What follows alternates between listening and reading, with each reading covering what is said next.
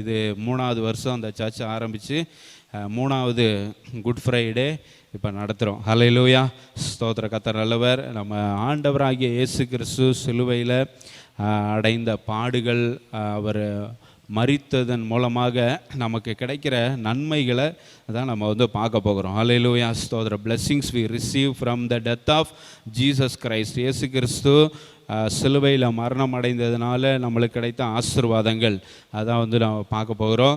சோதரம், கிறிஸ்துவுக்குள்ளாக இருந்தால் என்னென்ன ஆசீர்வாதங்கள், கிறிஸ்துவுக்கு வெளியே இருந்தால், இயேசு கிறிஸ்துவை ஏற்றுக்கொள்ளாமல் இருந்தால் அவங்களுக்கு கிடைக்கிற, அவங்க இழக்கிற ஆசீர்வாதங்கள் இதை பார்க்க போகிறோம். கிறிஸ்துவுக்கு வெளியில் இருந்தாங்கன்னா அவங்க நிறைய ஆசீர்வாதங்களை இழந்து போயிடுவாங்க. கிறிஸ்துவுக்கு உள்ளே இருந்தாங்கன்னா அவங்களுக்கு நிறைய ஆசீர்வாதங்கள் கண்டிப்பாக கிடைக்கும். ஹல்லேலூயா, ஸ்தோத்திரம். இயேசு சிலுவை இதில் மரித்த இயேசு கிறிஸ்து நம்மளுக்கு நிறைய ஆசீர்வாதங்களை விட்டு சென்றிருக்கிறார். அதில் ஒரு சில காரியங்களை நம்ம பார்க்க போகிறோம். நிறையா ஒரு ஃபஸ்ட்டு ஓப்பனிங்கில் கொஞ்சம் பாவம்னா என்ன அப்படிங்கிறதெல்லாம் நம்ம பார்க்க போகிறோம். ஏன்னா இயேசு கிறிஸ்து பாவிகளுக்காக மரித்தார், நம்முடைய பாவத்திற்காக மரித்தார், அக்கிரமங்களுக்காக, மீறுதல்களுக்காக மரித்தார் அப்படி சொல்லி நம்ம எல்லாம் கேள்விப்படுறோம், பார்க்குறோம், எல்லாமே செய்கிறோம். ஆனால் பாவம்னா என்ன அப்படிங்கிறது நிறைய பேருக்கு என்ன பண்ண முடியுது, தெரிய மாட்டேங்குது. நிறைய பேர் பாவம் அப்படின்னா என்ன நினச்சிக்கிறாங்கன்னா, கொலை பண்ணுறது, இது மாதிரி கற்பழிக்கிறது, இந்த மாதிரி பெரிய கொள்ளையடிக்கிறது, இந்த மாதிரி பெரிய பெரிய காரியங்களை தான் என்ன பண்ணுறாங்க, பாவம் அப்படி சொல்லி நினைக்கிறாங்க. ஆனால் பாவம் அப்படிங்கிறது ஒய்ஃப் சொன்ன மாதிரி இது மாதிரி கெட்ட காரியங்கள், தீமையான காரியங்கள், பெரிய தப்பு பண்ணுறது மட்டும்தான் பாவம் அப்படிங்கிறது கிடையாது. பைபிள் இன்னும் அதிகமாக, இன்னும் ஆழமாக பாவத்தை குறித்து சொல்லுகிறது. இது பிஹேவியர் ப்ராப்ளம் மாத்திரம் அல்ல, இது ஒரு ட்ரஸ்ட் ப்ராப்ளமாக இருக்குது. ஆண்டவரை நம்பாததுனால தான் நம்ம என்ன பண்ணுறோம், பாவம் செய்கிறோம். We commit sin because we don't trust in God, we don't trust in Jesus. நம்ம ஆண்டவராக இயேசு கிறிஸ்துவை நம்பாததுனால தான் பாவத்துக்குள்ளாக போகிறோம். அது குறித்து ஒரு சில காரியங்களை நம்ம பார்ப்போம். ரோமர் 6ஆம் அதிகாரம் 10ஆம் வசனம் முதலாவது வாசிப்போம். ரோமர் 6:10. அவர் மரித்தது பாவத்திற்கென்று மரித்தார். அல்லேலூயா. இது மாதிரி தான் நிறைய வசனங்கள், இயேசு கிறிஸ்து பாவத்திற்காக மரித்தார் அப்படி சொல்லி, பாவம் அறியாத அவரை தேவன் பாவமாக்கினார் அப்படி சொல்லப்பட்டிருக்கு. 2 கொரிந்தியர் 5ஆம் அதிகார கடைசி வசனத்தில் பாவம் அறியாத அவரை தேவன் பாவமாக்கினார். அப்போ பாவம்னா என்ன? எபிரேயர் 7:27 பாருங்கள். எபிரேயர் 7:27. ஒரே பலியாக ஒரே தரம் அவர் பலியிடப்பட்டார் அப்படி சொல்லப்பட்டிருக்கு. முன்பு சொந்த பாவங்களுக்காகவும் பின்பு ஜனங்களுடைய பாவங்களுக்காகவும் நாடோறும் பலியிட வேண்டியதில்லை. ஏனெனில் பிரதான ஆசாரியர்கள் அந்த காலத்தில் என்ன பண்ணுவாங்க அப்படின்னா, அவங்களுடைய சொந்த பாவங்களுக்காகவும் ஜனங்களுடைய பாவங்களுக்காகவும் டெய்லி என்ன பண்ணுவாங்க, பலி செலுத்துவாங்க. ஸோ அதே மாதிரி இயேசு கிறிஸ்துவும் நமக்கு இப்போ பிரதான ஆசாரியராக இயேசு கிறிஸ்து இருக்கிறார். அவர் இது மாதிரி அவருடைய சொந்த பாவங்களுக்காகவும் ஜனங்களுடைய பாவங்களுக்கும் டெய்லி பலி செலுத்த வேண்டிய அவசியம் இல்லை அப்படின்னு தான் சொல்லப்பட்டிருக்கு. அவர் தம்மை தாமே பலியிட்டதுனால, அவர் ஏதோ ஆட்டுக்கடாவையோ இல்லை புறாவையோ இதுகளை என்ன பண்ணல, இயேசு கிறிஸ்து பலியிட தம்மை தாமே பலியிட்டதுனால. அல்லேலூயா. பிரதான ஆசாரியர்கள்லாம் எதை பலியிட்டாங்க, ஏதோ ஒரு ஆட்டுக்குட்டியை பலியிடுவாங்க, அது பெரிய காளையை என்ன பண்ணுவாங்க, பலியிடுவாங்க. புறா இது மாதிரி அதை அஃபோர்ட் பண்ண முடியல, அதை வாங்க முடியல அப்படின்னா இது மாதிரி புறாவை என்ன பண்ணுவாங்க, பலியிடுவாங்க. ஆனால் இயேசு கிறிஸ்து என்ன பண்ணார், தம்மை தாமே பலியிட்டுட்டார். அல்லேலூயா. பிரதான ஆசாரியர்கள் யாருமே தாங்களே யாருமே என்ன பண்ணல, இதுவரை பலியிடலை. He offered up himself. அவரையே என்ன பண்ணார், பலியாக கொடுத்து விட்டார். தம்மை தாமே பலியிட்டதுனால ஒரே தரம் இந்த பாவத்திற்கென்று என்ன பண்ணார், பலியாக அவர் மரித்து விட்டார். இப்போ பாவம்னா என்ன அப்படிங்கிறத நம்ம பார்க்க போகிறோம். பாவம்னா it's not just doing bad things. The Bible says it goes much deeper than that. இது ரொம்ப ஆழமானது அப்படி சொல்லி வேதாகமம் சொல்லுது. Sin is not just a behaviour problem, it is a trust problem. We don't trust in God, we don't trust in Jesus, that's why we commit sin அப்படி சொல்லப்படுது. ஹல்லேலூயா. நம்ம இயேசு கிறிஸ்துவை நம்பாததுனால தான் பாவம் செய்கிறோம். So at it's core sin is what sin is அப்படி சொல்லி நம்ம பார்த்தோன்னா ஆழமாக நம்ம வந்து பாவம்னா என்ன அப்படி சொல்லி பார்த்தோன்னா, choosing your way over God's way, அதுதான் பாவம். Choosing your way over God's way, கர்த்தருடைய வழிக்கு மாறாக நம்முடைய வழியில் பிரயாணம் செய்கிறது, நம்முடைய சித்தம் செய்கிறது, நமக்கு எது பிடிச்சிருக்கு, நமக்கு எது ஆசையாக இருக்குது, நமக்கு நம்முடைய இஷ்டத்துக்கு நம்ம வந்து நடக்கிறது தான் வந்து என்னது பாவம். ஆதாம் ஏவாள் அப்படி தானே வந்து செஞ்சாங்க. அவங்க இஷ்டத்துக்கு பிசாசு வந்து வஞ்சிக்கிறான், வஞ்சித்தோடனே இவங்க விருப்பத்தை தான் நிறைவேற்ற பார்க்குறாங்க. ஆண்டவருடைய சித்தம் அதை தொடக்கூடாது அப்படி சொல்லி. ஆனால் இவங்க சித்தம் வந்து ஒருத்தன் வந்து தூண்டி விட்ட உடனே இவங்களோட சித்தத்தை தான் என்ன பண்ணுறாங்க, செய்ய பார்க்குறாங்க. இவங்க Adam and Eve chose their own way, அவங்களோட வழியை என்ன பண்ணுறாங்க, சூஸ் பண்ணி they want to fulfil their own desire, அவங்களுடைய ஆசை இச்சைகளை வந்து என்ன பண்ணுறாங்க, திருப்திப்படுத்த வந்து பார்க்குறாங்க. அதுதான் that is wrong, that is sin. So trusting yourself more than you trust him, அவரை நம்புகிறதை பார்க்கலாம் நீங்கள் உங்களை அதிகமாக நம்பிட்டு இருந்தீங்கன்னா அது வந்து என்னது பாவம். உலகத்தில் வந்து சொல்லுவாங்க உன்னையே நீ நம்பு அப்படி சொல்லுவாங்க.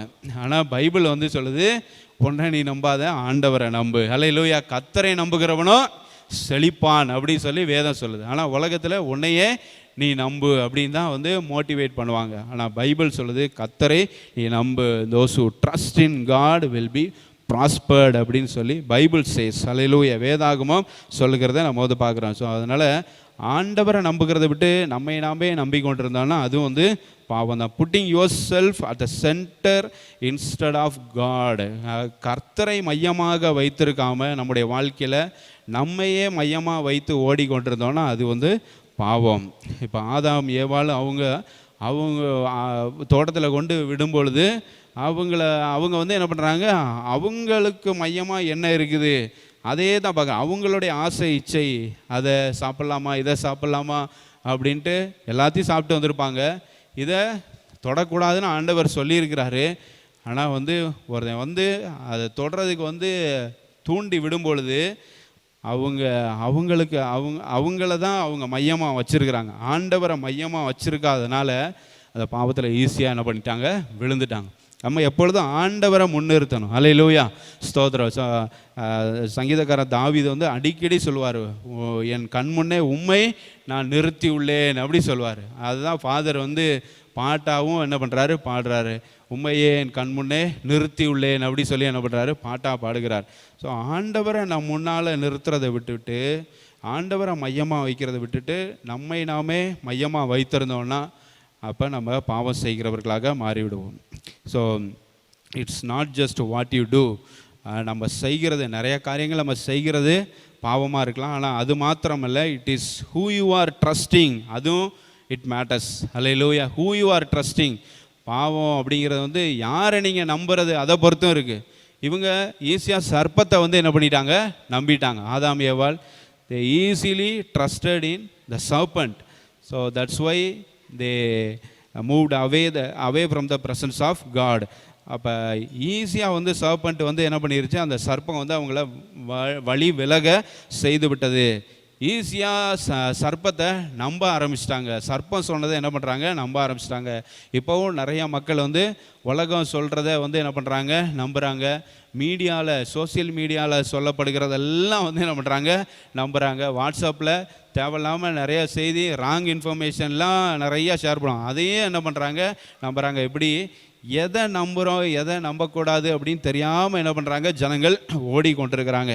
ஸோ அதுவும் வந்து என்ன தான் பாவம். யாரை நம்புறீங்க அது ரொம்ப முக்கியம். ஹல்லேலூயா. ஆண்டவராகிய இயேசு கிறிஸ்துவை, அந்த உலகத்தை படைத்த ஆண்டவரையா, இல்லை நம்ம எல்லாரையும் எப்படியாவது நரகத்துக்கு கொண்டு போயிடணும்னு நினச்சி எல்லாம் வழி மேலே விழி வைத்து எப்படா அந்த வலையில் சிக்குவான் அப்படின்னு எவனை விழுங்கலாமோன்னு வகை தேடி சுற்றி திரிகிற சாத்தானை நம்புகிறோமா, ரொம்ப முக்கியம். ஹல்லேலூயா. சோதரன், சாத்தான் வந்து எப்படியாவது நம்மளை வந்து அவனுடைய கம்பெனிக்கு கொண்டு போயிடணும், அவனுடைய இடத்துக்கு கொண்டு போயிடணும் அப்படி சொல்லி வந்து நினைக்கிறான். ஸோ அப்போ நம்ம யாரை நம்புகிறோம் அது ரொம்ப முக்கியமானது. ஹல்லேலூயா. whom we are trusting, that's very very important. If we trust in Jesus, we'll go to heaven. If we don't trust in Jesus, definitely surely will go to hell. So அதனால தான் trusting problem தான் சின். ஹல்லேலூயா, ஸ்தோத்திரம். ஆண்டவராகிய இயேசு கிறிஸ்துவை நம்பினோன்னா கண்டிப்பாக நம்மளுக்கு பரலோகம் காத்திருக்கிறது. ஸோ அட் இட்ஸ் ரூட் அப்படி சொல்லி பார்த்தோன்னா, இந்த வேர், பாவத்துடைய வேர் வந்து எங்கே இருக்குது அப்படின்னா, சின் இஸ் ரிபல்லியன் அப்படி சொல்லப்பட்டிருக்கு. எதிர்ப்பு, ஒரு கிளர்ச்சி பண்ணுறது, ஒரு கலகம் பண்ணுறது, ஆண்டவருக்கு விரோதமாக. Rebellion against God is sin. அது தான் வந்து ஆடம் அண்ட் ஈவ் வந்து என்ன பண்ணாங்க. அவங்க ஆண்டவர் சொன்னதை விட்டுட்டு என்ன பண்ணுறாங்க, எதிராக செயல்படுகிறார்கள். They are going against the will of God. தேவனுடைய சித்தத்துக்கு எதிராக வந்து என்ன பண்ணுறாங்க, அவங்க வந்து செயல்பட்டாங்க. அப்படின்னா ரிபல்லியன் அப்படி சொல்ல என்னென்னா, it is saying I will decide not God. அதான் ரிபல்லியன். புரியுதுங்களா? இப்போ எதிர்ப்பு கலகக்காரர்கள்லாம் இருக்கிறாங்கல்ல, கலகம் பண்ணுறாங்க, வன்முறை பண்ணுறாங்க, எதுக்கெடுத்தாலும் கொடி பிடிக்கிறாங்கல்ல, அவங்கெல்லாம் வந்து கலகக்காரர்கள் அப்படி சொல்லுவோம். அவங்க வந்து என்ன சொல்கிறாங்க மறைமுகமாக அப்படின்னா, I will decide not God. நான் தான் எனக்கு என்ன வேணும்னு டிசைட் பண்ணணும், கடவுள்லாம் கிடையாது அப்படி சொல்லி ஆண்டவருக்கு எதிராக என்ன பண்ணுறாங்க, ரிபல்லியன் பண்ணுறாங்க, எதிர்க்கிறாங்க, கிளர்ச்சி பண்ணுறாங்க, கலகம் பண்ணுறாங்க. இது ஒரு பெரிய பாவத்தில் கொண்டு போய் விட்டுரும். ஹல்லேலூயா, ஸ்தோத்திரம். நம்ம கர்த்தருக்கு விரோதமாக ரிபல்லியன் வந்து என்ன பண்ணக்கூடாது, கலகம் பண்ணுகிறவர்களாக இருக்கக்கூடாது. அநேகர் வந்து கலகம் பண்ணாங்க. பைபிளில் கோராகின் புத்திரர் என்ன பண்ணாங்க, மோசேக்கு விரோதமாக கலகம் பண்ணாங்க. நிறைய பேர் இயேசு கிறிஸ்துவுக்கு விரோதமாக கலகம் பண்ணாங்க. பரிசேயர், சதுசேயர், வேதபாரகர், பிரதான ஆசாரியர்கள் எல்லாரும் இயேசு கிறிஸ்துவுக்கு விரோதமாக வந்து என்ன பண்ணுறாங்க, கலகம் பண்ணாங்க. those rebellious people, அவங்க எல்லாருமே they are doing sin. அவங்க வந்து நம்ம பாவம் செய்கிறவர்களாக இருந்தாங்க. ஸோ ரிபல்லியஸ் நேச்சர் வந்து நம்மகிட்ட வந்து இருக்கக்கூடாது. ஹல்லேலூயா, we should not have that rebellious nature. எதிர்க்கணும், கிளர்ச்சி பண்ணணும், கலகம் பண்ணணும் அப்படிங்கிற அந்த ஒரு குணாதிசயம் நம்மக்கிட்ட இருக்கக்கூடாது. ஹல்லேலூயா, ஸ்தோத்திரம். ஸோ எது நல்லதோ அதுக்கு வந்து என்ன பண்ணலாம், போராடலாம், நல்லதுக்காக போராடலாம். எதுக்கெடுத்தாலும் வந்து என்ன பண்ணக்கூடாது, போராடி கொண்டே இருக்கக்கூடாது. குறிப்பாக ஆண்டவர் ஒரு காரியத்தை செய்யும்போது ஆண்டவருக்கு விரோதமாக என்ன பண்ணக்கூடாது, போராடக்கூடாது. இப்போ அதிகாரத்தில் இருக்கிறவங்க எல்லாம் வந்து அதிகாரமெல்லாம் தேவனால் ஏற்படுத்தப்பட்டிருக்கிறது அப்படி தான் நம்ம வந்து என்ன பண்ணுறோம், சொல்கிறோம், நம்புகிறோம். அப்படி தான் இப்போ வந்து பிரதமர் மோடி வந்து இருக்கிறாங்க அப்படின்னா, ஓகே, மக்கள் வந்து ஓட் பண்ணி தேர்ந்தெடுத்திருக்காங்க, இது ஆண்டவுடைய சித்தம், அவ்வளோதான். யார் வர்றாங்களோ அது வந்து ஆண்டவுடைய சித்தம் அப்படி சொல்லி என்ன பண்ணிடுறோம், நம்ம ஏற்றுக்கொள்ளணும். அதான் ரோமர் 13வது அதிகாரம் 1வது வசனத்தில் வந்து சொல்லப்பட்டிருக்கு. சகல அதிகாரங்கள் எல்லாம் வந்து யாரால் ஏற்படுத்தப்பட்டிருக்குது, கர்த்தரால் ஏற்படுத்தப்பட்டிருக்கு. எந்த மனுஷனும் மேலான அதிகாரம் உள்ளவர்களுக்கு கீழ்ப்படிய கடவன் அப்படி சொல்லப்பட்டிருக்கு. ஸோ தேவனாலே அன்றி ஒரு அதிகாரமும் இல்லை. உண்டாயிருக்கிற அதிகாரங்கள் தேவனாலே நியமிக்கப்பட்டிருக்கிறது. Appointed by God. Every authorities are appointed by God. தேவனால தான் எல்லா அதிகாரங்களும் என்ன பண்ணப்பட்டிருக்கு, நியமிக்கப்பட்டிருக்கிறது. அப்போ அதுக்கு எதிராக வந்து நம்ம வந்து என்ன பண்ணக்கூடாது, கிரியை செய்யக்கூடாது. அவங்க தப்பு பண்ணுறப்போ, அவங்க ஏதாவது ஒன்று செய்யாமல் இருக்கிறப்போ அவங்களுக்கு எதிராக மீம்ஸ் போடுறது, ட்ரோல் பண்ணுறது, இது மாதிரிலாம் வந்து என்ன பண்ணக்கூடாது, நம்ம கிண்டல் கேலி பண்ணுகிறது நம்முடைய காரியமாக இருக்கக்கூடாது. ஹல்லேலூயா. கிறிஸ்தவர்கள் நம்ம அப்படியே வந்து என்ன பண்ணக்கூடாது, செய்யக்கூடாது. நம்ம வந்து அவங்கெல்லாம் தேவனால் அப்பாயிண்ட் பண்ணப்பட்டிருக்கிறாங்க, நியமிக்கப்பட்டிருக்கிறாங்க அப்படின்னு நினச்சி அவங்களுக்காக ஜபந்தான் நம்ம வந்து பண்ணணுமே தவிர, நம்ம இப்படி ரிபல்லியஸ் நேச்சரோட ட்ரோல் பண்ணுறது, மீம்ஸ் போடுறதா அப்படிப்பட்டவர்களாக நம்ம வந்து என்ன பண்ணக்கூடாது, இருக்கக்கூடாது. ஸோ ரிபல்லியஸ் நேச்சர் அது வந்து சின்ஃபுல் நேச்சராக இருக்கிறது. ஸோ இந்த பாவம் வந்து எங்கே இருந்து வந்துச்சு அப்படி சொல்லி நம்ம வந்து பார்த்தோன்னா, it started with freedom. Where did sin come from, எங்கேருந்து பாவம் வந்துச்சு அப்படின்னா, இட் ஸ்டார்டட் வித் ஃப்ரீடம். எல்லாருக்கும் ஆண்டவர் சுதந்திரம் கொடுத்துருக்கிறார். ஹல்லேலூயா. எல்லாரையும் ஆண்டவர் சுதந்திரமாக விட்டுருக்கிறார். யாரையும் ஆண்டவர் வந்து கட்டி போடலை, எல்லாரையும் சுதந்திரமாக ஆண்டவர் விட்டுருக்கிறார். God gave humans real choice, because without real choice there is no real love. ஓகேவா? ஸோ எல்லாருக்கும் ஆண்டவர் வந்து நல்ல ஃப்ரீடம் டு ஹேவ் சாய்ஸஸ், நல்லா வந்து தேர்ந்தெடுக்கிறதுக்கு ஆண்டவர் வந்து என்ன பண்ணுறாரு, நல்ல ஒரு சாய்ஸ் கொடுத்து வச்சுருக்கிறாரு எல்லாத்துக்கும். ஏன்னா சாய்ஸ் வந்து அவங்களுக்குள்ள ஃப்ரீடத்தை நம்ம வந்து கொடுக்கலன்னா அவங்கள உண்மையாக நம்ம நேசிக்கலைன்னு அர்த்தம். அல்லேலூயா. ஸோ நம்ம வந்து இப்போ கணவன் மனைவி வந்து இருக்கிறாங்க அப்படின்னா, இல்லை பெற்றோர்கள் பிள்ளைகள் இருக்கிறாங்க, யார் வேணாலும் வச்சுக்காங்க. ஒருத்தவங்க வந்து இப்போ பெற்றோர் வந்து பிள்ளைகளை வந்து நேசிக்கிறாங்க அப்படின்னா, பிள்ளைகளை சுதந்திரமாக வந்து என்ன பண்ணணும், விடணும். எப்பவும் பிடிச்சி வச்சுக்கிட்டு இப்படி நம்ம கண்ட்ரோலில் இப்படி நம்மக்கிட்ட இப்படி இருந்தால் தான் நம்ம வந்து இவங்களை நேசிக்கிறோன்னு அர்த்தம். அப்போ நம்ம பிள்ளைங்க நம்ம கண்ட்ரோலில் இப்படி இருந்தால் தான் நம்ம வந்து அவங்கள நேசிக்கிறோன்னு அர்த்தம் அப்படின்னு சொல்லி நம்ம வந்து நினைக்கக்கூடாது. லவ் அப்படிங்கிறது வந்து என்னென்னா ஃப்ரீயாக விடணும். அல்லேலூயா, ஸ்தோத்திரம். வண்ணத்து பூச்சியை பிடிச்சி வச்சுட்டு நம்ம என்ஜாய் பண்ண முடியுமா? அது அப்படி பறக்கிறத தான் நம்ம வந்து என்ன பண்ணணும், என்ஜாய் பண்ணணும். எவ்வளோ அழகாக இருக்குது, எவ்வளோ வண்ணமாக அது வந்து அழகாக பறந்து போயிட்டுருக்கு அப்படி சொல்லி அப்படி அதோட ஃப்ரீடத்தை நம்ம வந்து என்ஜாய் பண்ணணும். அதுதான் வந்து லவ். புரியுதுங்களா? அதோட சுதந்திரத்தை என்ஜாய் பண்ணுகிறது தான் வந்து என்னது லவ். இப்படி கட்டி போட்டுட்டு என்ஜாய் பண்ணுறது வந்து என்ன பண்ணுறது, அப்படி அது வந்து லவ் கிடையாது. அதனால தான் ஆண்டவர் வந்து நல்ல சாய்ஸ் கொடுத்தார். நீங்கள் வந்து நல்ல ஃப்ரீடம் கொடுத்தார். எப்படி வேணாலும் நீங்கள் வந்து இருக்கலாம், நீங்களே வந்து சில காரியங்களெல்லாம் தேர்ந்தெடுத்துக்கலாம் அப்படின்னு சொல்லி என்ன பண்ணுறாரு, ஆண்டவர் வந்து சாய்ஸ் கொடுக்குறாரு. சாய்ஸ் கொடுத்தது எதுக்குன்னா, ஆண்டவர் ரொம்ப மெய்யான அன்பு கொண்டிருந்தார். அல்லேலூயா, உண்மையான அன்பு கொண்டிருந்தார். அதனால தான் நம்மளுக்கு நல்ல சாய்ஸ் வந்து ஆண்டவர் கொடுத்தார், ஃப்ரீடத்தை ஆண்டவர் கொடுத்துருந்தார். ஆனால் ஜெனிசிஸ் சாப்டர் 3 வந்து பார்த்தோம் அப்படின்னா, the serpent planted one simple question. ஒரே ஒரு சின்ன கேள்வியை தான் அந்த சர்ப்பம் வந்து என்ன பண்ணுது, கேட்டுச்சு. The serpent asked one simple question. என்ன கொஸ்டின் கேட்டுச்சுன்னா, did God really say that அப்படின்னு கேட்குறான். இப்போ இந்த தோட்டத்தில் உள்ள சகல கனிகளையும் நீங்கள் வந்து புசிக்கலாம் அப்படின்னு கர்த்தர் சொன்னதுண்டோ அப்படி சொல்லி கேட்குறான். அப்படி கர்த்தர் சொன்னாரா? அதை போடுமா, ஜெனிசிஸ் ஆதியாகமம் 3:1. ஆதியாகமம் 3:1 நீங்கள் தோட்டத்தில் உள்ள சகல விருட்சங்களின் கனியையும் புசிக்க வேண்டாம் என்று தேவன் சொன்னது உண்டோ? ஒரே ஒரு did God really say that அப்படின்னு சொல்கிறான். ஆண்டவர் இதை சொன்னாரா அப்படின்னு சொல்லி கேட்டால் டவுட் என்டர்டு, சந்தேகம் வந்துருச்சு. பிசாசு வந்து ஒரு கொஸ்டின் கேட்குறான், உடனே என்ன வருது, சந்தேகம் வந்துருச்சு. அப்போ எல்லாத்தையும் புசிக்கணும்னு சொல்லலையே, உன்னை விலைக்கு வச்சிருக்கிறாரே அப்படின்னு இப்படி சொல்லலைன்னு ஒரு சந்தேகத்தை வந்து என்ன பண்ணிடுறான், எழுப்ப ஆரம்பிச்சிட்டான். ஸோ அதுதான் வந்து என்ன பண்ணுது, பாவமாக மாறுகிறது. Desire overrode trust. அந்த ஆசை, அந்த மரத்தின் கனியை புசிக்கணும் அப்படிங்கிற அந்த ஆசை வந்து ஆண்டவராகிய பிதாவாகிய தேவனை நம்புகிற அந்த நம்பிக்கையிலிருந்து அவங்கள விலக்கிட்டு, பிதாவை வந்து என்ன பண்ணியிருந்தாங்க, நம்பி இருந்தாங்கன்னா அவங்க வந்து என்ன பண்ணியிருந்திருக்க மாட்டாங்க, அந்த கனியை புசித்திருக்க மாட்டாங்க. அந்த டிசையர், அந்த ஆசை, அந்த கனி மேலே உள்ள அந்த ஆசை வந்து இட் ஓவர்ரோடு த ட்ரஸ்ட். அந்த நம்பிக்கையை மீறி போக வச்சிருச்சு. பிதாவாகிய தேவன் மேலே வச்சுருந்த அந்த நம்பிக்கையை மீறி போக வச்சிருச்சு. அதனால தான் பாவம் அந்த உலகத்தில் வந்துச்சு. Eve chose independence.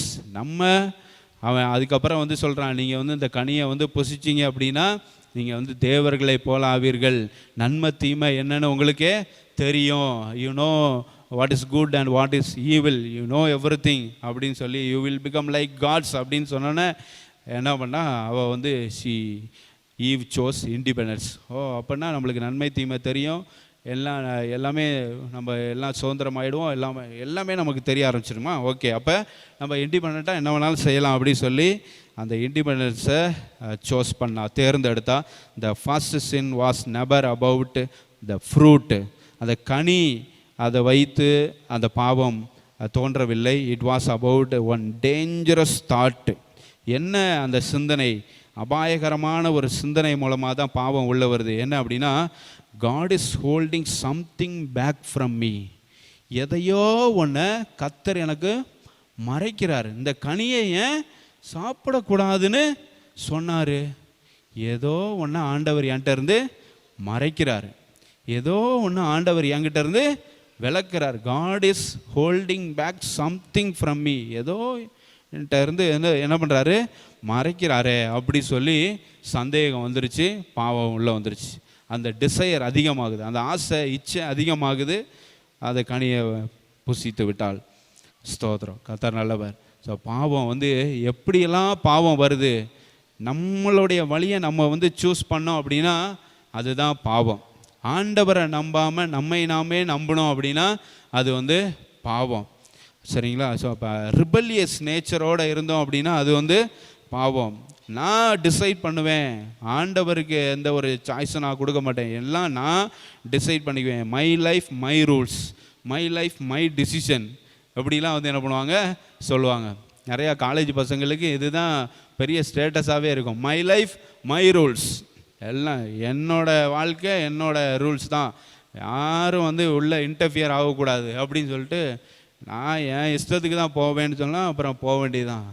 ஆண்டவருக்கு கீழ்ப்படுகிறவர்களா, we should surrender ourselves to God. It's not about my life my rules, it's about surrendering our lives to God. Hallelujah. நம்முடைய வாழ்க்கையை ஆண்டவருக்கு முழுவதுமாக அர்ப்பணிக்கிறதுல தான் இந்த நித்திய ஜீவனுக்கு ஏதுவான வாழ்க்கை இருக்கிறது. Hallelujah.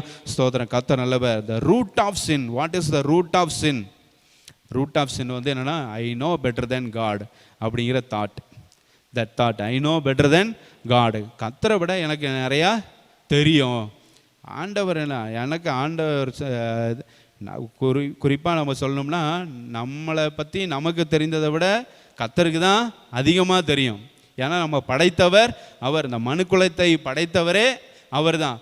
ஸோ அப்போ மனுஷன் என்ன நினைப்பான், அவனுடைய சிந்தனையெல்லாம் எப்படி இருக்கும், எண்ணங்கள்லாம் எப்படி இருக்கும் அப்படிங்கிறத ஆண்டவருக்கு தான் நல்லா தெரியும். ஆனால் நம்ம என்ன நினைக்கிறோம் அப்படின்னா I know better than God, கர்த்தரை விட எனக்கு நிறையா தெரியும், நல்லா தெரியும் அப்படின்ற மாதிரி என்ன பண்ணலாம். So I will decide what is right and wrong for my self root of sin. So I will decide what is right or wrong, அது for me I will decide அப்படிங்கிற அந்த ஒரு that thought is the root of sin. So அது நம்மள்கிட்ட இருக்கக்கூடாது. ஹல்லேலூயா. That thought in Genesis 3 is behind every sin ever committed. அதுதான் ஆதியாகமம் 3ஆம் அதிகாரத்தில் அந்த கமிட் பண்ணப்பட்ட செய்யப்பட்ட ஒரு பாவம். ஆதியாகமம் 3ஆவது அதிகாரத்தில் இந்த உலகத்தில் உள்ள பாவங்களுக்கு எல்லாம் ரூட்டு அதுதான், வேர் அதுதான். I know better than God, எனக்கு தெரியணும் what is right what is wrong, எது சரி எது தவறுன்னு, நன்மை தீமை எனக்கு தெரியணும், நான் டிசைட் பண்ணணும் அப்படின்னு சொல்லி அந்த கனியை என்ன பண்ணுறா, சாப்பிட ஆரம்பிச்சிட்டா. ஸோ அதுதான் இந்த பாவங்கள், எல்லா பாவங்களும், இந்த உலகத்தில் உள்ள எல்லா பாவங்களுக்கும் வேறாக அமைந்து விட்டது. ஐ வில் டிசைட் அப்படிங்கிற ஒரு எண்ணம், நான் டிசைட் பண்ண. இந்த ரூட்டை விதைத்தவன் யார்? அந்த சர்ப்பம். அந்த சர்ப்பம் பிசாசான விழுந்து போன பிசாசு இந்த ஒரு டவுட்டை, சந்தேகத்தை விதைத்து போட்டான். அதை அப்படியே பிடித்து கொண்டு நான் டிசைட் பண்ணுவேன், எல்லாம் நான் பார்த்துக்குவேன், எனக்கு தான் எல்லாம் தெரியணும் அப்படின்னு சொல்லி அந்த ஒரு எண்ணத்துக்குள்ளே கொண்டு போயிட்டான். பாவம் உள்ளே வந்துருச்சு. The root of sin has always been distrust and pride. நம்பிக்கை இல்லாதது, அப்புறம் பெருமை, இதுதான் ரூட்டே பாவத்துக்குள்ள வேறே இதுதான். நம்பிக்கை இல்லாமல் ஆண்டவர், இப்போ ஒரு சின்ன பிள்ளைய இப்படி தூக்கி போடுறோம், அது அப்பா பிடிச்சிருவாங்க அப்படின்னு என்ன பண்ணுது, நம்புது. அப்போ ஒரு டவுன் மோமெண்ட்டு, நம்ம ஒரு இருளான ஒரு பகுதி வழியாக கடந்து போகிறோம், அந்த காலத்தின் வழியாக போகிறோம், லைஃப்பில் ஒரு சோகமான ஒரு நிகழ்வு ஏற்படுது, கஷ்டமான ஒரு சூழ்நிலை வருது அப்படின்னா எப்படி ஆண்டவர் வெளியே கொண்டு வந்துடுவார் அப்படிங்கிற அந்த நம்பிக்கை நமக்கு இருக்கணும். அந்த நம்பிக்கை இல்லை அப்படின்னா நம்ம ஆட்டோமேட்டிக்காக எங்கே தான் போயிடுவோம், பாவத்துக்குள்ளாக போயிடுவோம். ஆண்டவர் மேலே அசையாத நம்பிக்கை இருக்கிற வரை தான் இந்த நித்திய ஜீவனுக்கு நேராக போய் கொண்டிருக்கிற அந்த பிரயாணத்தில் பிரயாணம் பண்ணிகிட்டு இருக்க முடியும். அந்த நம்பிக்கை போயிடுச்சு அப்படின்னா வழி விலகி நம்ம போயிடுவோம். அப்புறம் வழி விலகி போனால் என்ன, பாவத்துக்குள்ளே தான் போகணும். ஸோ அப்போ trusting God is very very important. ஆண்டவரை நம்புகிறது ரொம்ப முக்கியம். Distrust it will become the root of sin. இப்போ பாவத்துக்கு வேர் ஆண்டவரை நம்பாத தன்மை. அப்புறம் ப்ரைடு தான் I will decide what is right what is wrong, I will decide, I know better than God. அதுதான் ப்ரைடு, இது எல்லாமே கொண்டு வந்துட்டான் ஏவாளுக்குள்ளே. இது எல்லாத்தையும் பிசாசு ஒரே கொஸ்டினில் கொண்டு வந்துட்டான். இப்படி சொன்னது உண்டோ அப்படின்னு மட்டும்தான் கேட்டார். இது எல்லா தாட்டும் வந்துருச்சு. ஆண்டவரை நம்புகிற நம்பிக்கையிலேருந்து வெளியே வந்துட்டாங்க. அப்புறம் வந்து பெருமைக்குள்ளாக போயாச்சு. அப்போ இந்த கனியை சாப்பிட்டா நம்மளுக்கு நன்மை தீமைனா என்ன தெரிஞ்சிடும். எல்லாம் நம்ம டிசைட் பண்ண ஆரம்பிச்சிடலாம். இது ரைட்டு, இது ராங்கு, அப்படி எல்லாமே நம்ம டிசைட். இதுக்கு முன்னால் வர ஆண்டவர் தான் என்ன பண்ணுறாரு, டிசைட் பண்ணுறாரு. உனக்கு என்ன வேணும் என்ன வேணாம் அப்படிங்கிறதெல்லாம் ஆண்டவர் டிசைட் பண்ண. ஆண்டவர் அவர்களுக்கு நல்ல ஆசீர்வாதங்களை கொடுத்து வைத்திருந்தார். ஆதாம் ஏவாளுக்கு ஆண்டவர் கொடுத்த ஆசீர்வாதங்கள் வந்து பார்த்திங்கன்னா, நல்ல வீடு. ஃபஸ்ட்டு நல்ல வீடு வந்து என்னது, ஏதேன் தோட்டம் தான் நல்ல வீடு. அதுக்கப்புறம் வந்து என்னது, நல்ல சாப்பாடு. அங்கே உள்ள மரத்தில் உள்ள கனிகள் எல்லாம் வந்து என்ன பண்ணலாம், புசிக்கலாம். நல்ல சாப்பாடு, வீடு, அப்புறம் வந்து சாப்பாடு, அப்புறம் வந்து நல்ல வேலையை வந்து ஆண்டவர் வந்து என்ன பண்ணார், கொடுத்து வச்சுருந்தார். என்ன வேலை? இந்த பூமியை நீ தான் பாதுகாக்கணும், இந்த தோட்டத்தை நீ தான் பண்படுத்தணும், காக்கணும் அப்படிங்கிற நல்ல வேலையை ஆண்டவர் வந்து என்ன பண்ணுறாரு, கொடுத்துருந்தாரு. ஸோ அப்புறம் வந்து நல்ல துணையை ஆண்டவர் கொடுத்துருக்கிறாரு. நல்ல ஒரு துணை. இதுக்கு மேலே என்ன வேணும்? இதுக்கு மேலேயும் ஒரு நன்மை தீமைன்னு என்னங்கிறத எனக்கு தெரிஞ்சாகணும். நான் டிசைட் பண்ணணுன்ற ஸ்டேஜுக்கு போயிட்டான் மனுஷன். அதுதான் பாவத்துக்கு வேறே வந்து அதுதான். ஸோ இவ்வளோ ஆசீர்வாதங்களை என்ஜாய் பண்ணிட்டு இப்போவும் நம்ம நிறைய பேர் பண்ணுற தப்பு வந்து என்னென்னா, ஆண்டவர் கொடுத்த ஆசீர்வாதங்களை என்ஜாய் பண்ணுறதை விட்டுட்டு நம்ம இன்னும் இருந்தால் நல்லாயிருக்கும், இன்னும் நம்ம டிசைட் பண்ணோம், இது வேணுமா வேணாமா நம்ம டிசைட் பண்ணோம், நம்மளுடைய வழியை நம்ம சூஸ் பண்ணணும் அப்படின்ட்டு நம்ம வந்து சூஸ் பண்ணுறோம்ல. ஆண்டவுடைய சித்தத்துக்கு மாறாக நம்ம வழியை நம்ம வந்து சூஸ் பண்ணுறப்போ, அப்போ நம்ம வந்து ஆசீர்வாதங்களெல்லாம் என்ஜாய் பண்ணாமல் நம்ம பாவம் செய்கிறவர்களாக மாறிவிடுகிறோம். அதுதான் வந்து ரூட் ஆஃப் ஆல் சின் அப்படி சொல்லி பார்க்குறோம். எல்லா பாவத்திற்கும் வேறாக அமைகிறது. ஸோ டிஸ்ட்ரஸ்ட், ஆண்டவர் மேலே வச்சிருக்கிற நம்பிக்கை குறையவே கூடாது. அல்லேலூயா. எந்த சூழ்நிலை வந்தாலும் சரி, ஆண்டவர் மேலே அசையாத நம்பிக்கை உள்ளவர்களாக நம்ம வந்து இருக்கணும். அல்லேலூயா, ஸ்தோத்திரம். எவ்வளோ கஷ்டமான சூழ்நிலை வந்தால், ஒன்றுமே இல்லை அப்படிங்கிற சூழ்நிலை வந்தாலும், அல்லேலூயா, ஸ்தோத்திரம், ஆண்டவர் மேலே இருக்கிற நம்பிக்கை போகக்கூடாது. அதே மாதிரி it is what every human being does in every single day. ஒவ்வொரு நாளும் இந்த நம்பிக்கை வந்து குறைகிறது, பெருமை உள்ளே வருகிறது. இதுதான் வந்து பாவத்துக்கு நேராக நம்மை வழி நடத்தி விடுகிறது. ஆனால் ஒரு குட் நியூஸ் இருக்குது. Hallelujah, there is a good news. God knew humans would choose sin before he ever created them. ஆண்டவருக்கு நல்லா தெரியும் இவன் எப்படியும் தப்பு பண்ணுவான், இவன் எப்படியும் பாவம் செய்வான் அப்படிங்கிறத அவனை உண்டாக்குறதுக்கு முன்னாலே ஆண்டவருக்கு தெரியும். அதனால தான் he created them anyway because he already had a plan for them. ஹல்லேலூயா. ஆண்டவருக்கு நம்மளை கிரியேட் பண்ணுறதுக்கு முன்னாலே ஒரு திட்டத்தையும் ஆண்டவர் வைத்திருந்தார். எப்படியும் பாவத்தில் விழுந்துருவான் அப்படின்னு தெரியும். ஸோ ஒரு திட்டத்தோடு தான் என்ன பண்ணுறாரு, மனுஷனை வந்து உண்டாக்குறாரு. அது என்ன திட்டம் அப்படின்னா, இரட்சகராக இயேசு கிறிஸ்துவை இந்த பூமிக்கு அனுப்புகிறது. ஹல்லேலூயா. அந்த திட்டத்தை நோக்கி தான் கொண்டு போயிட்டுருக்கிறார். எல்லாமே பிளான் படி தான் என்ன பண்ணுது, போயிட்டுருக்குது. ஹல்லேலூயா, சோதரன். இவங்க கிரியேட் பண்ணுறதுக்கு முன்னாலே, மனுஷனை உண்டாக்குறதுக்கு முன்னாலே அவன் விழுவான்னு தெரியும். இருந்தாலும் படைக்கிறாரு, திட்டத்தோடு படைக்கிறாரு. ரோமர் 5வது அதிகாரம் 8வது வசனம் சொல்லுது, நாம் பாவிகளாக இருக்கையில் கிறிஸ்து நமக்காக மரித்தார் அப்படி சொல்லுது. Hallelujah. Romans chapter 5 verse 8 says, while we were still sinners, அன்பை வெளிப்படுத்துவதற்கு மனுஷனை ஆண்டவர் உண்டாக்கினார். Hallelujah. To show his real love God created human beings. So அப்படி கிரியேட் பண்ணார். He knew well that they would fall in sin. அவங்க வந்து பாவத்தில் விழுவாங்க அப்படிங்கிறது ஆண்டவருக்கு நல்லா தெரியும்.